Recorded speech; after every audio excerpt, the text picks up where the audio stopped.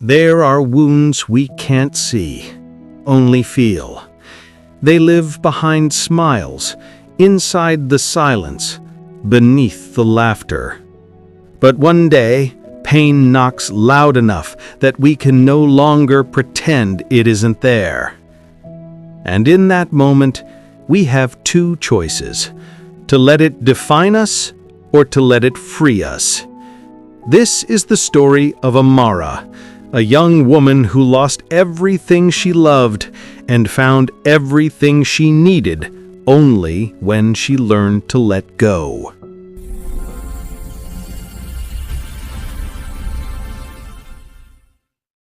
Amara had once been full of color.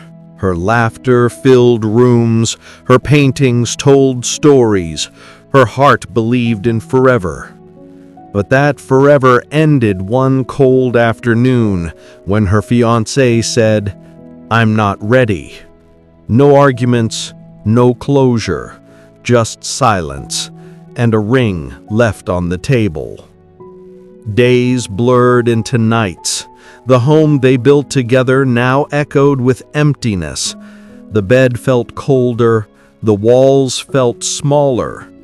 She deleted his number, but not his memory.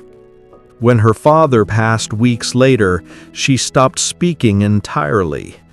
The world became too loud for someone carrying that much pain. She wanted to scream, to break everything around her. But instead, she did what many do. She smiled when asked, "Are you okay?" Because the truth was too heavy to share. Months passed.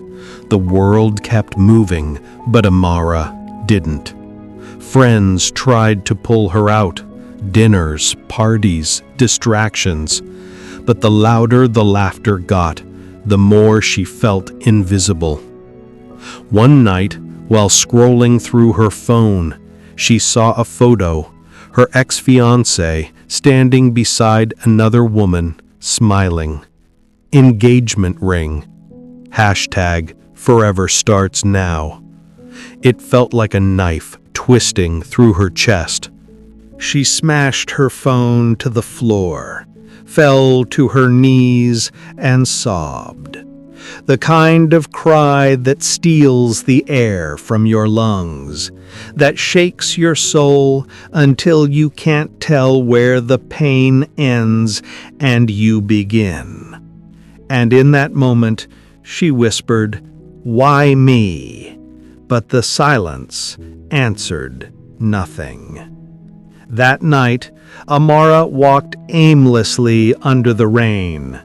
She ended up at the bridge where her father used to take her as a child, the place they'd throw stones and make wishes. Now she stood there, wishing to forget. And that's when she heard it, a calm voice behind her. "You shouldn't stand here alone when your heart is heavy." She turned to see an elderly man holding an umbrella, his eyes kind, his smile warm. "My name is Elias," he said. "I come here to talk to my wife. She passed 10 years ago." Something in his tone disarmed her.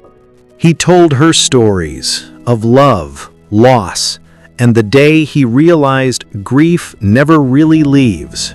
"It just changes shape," he said. "Pain doesn't ask permission to visit, but healing doesn't either." Amara listened quietly, tears streaming. For the first time in months, someone spoke her language, the language of broken hearts still beating. Elias said, "Let me tell you something, child. Pain is not a prison, it's a teacher, but only if you let it teach you." Amara asked softly, "How do you let go?" He smiled. "By realizing you never really hold anyone. You only hold moments, and when moments end, love doesn't die. It just takes a new form." That night, Amara couldn't sleep. Elias's words echoed in her mind. Pain is a teacher. The next morning, she opened the window and let the sun in. She stared at her empty canvas and for the first time didn't see emptiness. She saw potential. She picked up her paintbrush. The first stroke was crooked, the second hesitant, the third full of emotion. And as colors spread across the canvas, so did her healing. Every painting told a chapter of her soul.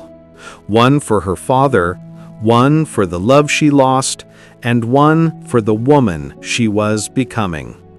She cried as she painted, but those tears no longer felt like defeat. They felt like release. Weeks passed. Neighbors started noticing her smile again. Her laughter returned, soft, genuine. One morning, she painted the bridge, not in rain, but in sunlight. And beneath it, she wrote one word: let go. Months later, Amara's art was displayed in a small local gallery.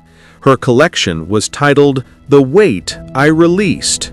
People stood silently, moved by her work. Some saw sadness, others saw beauty, but only Amara knew the truth.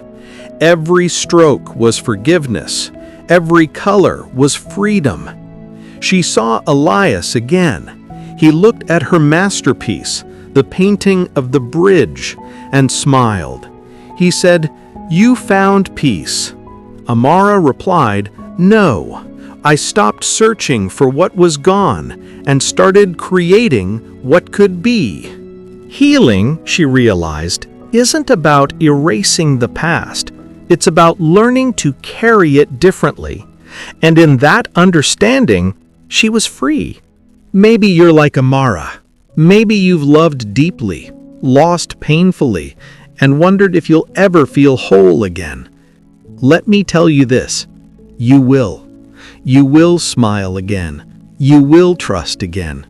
You will stand on the bridge one day, not to cry, but to watch the sunrise of a new beginning.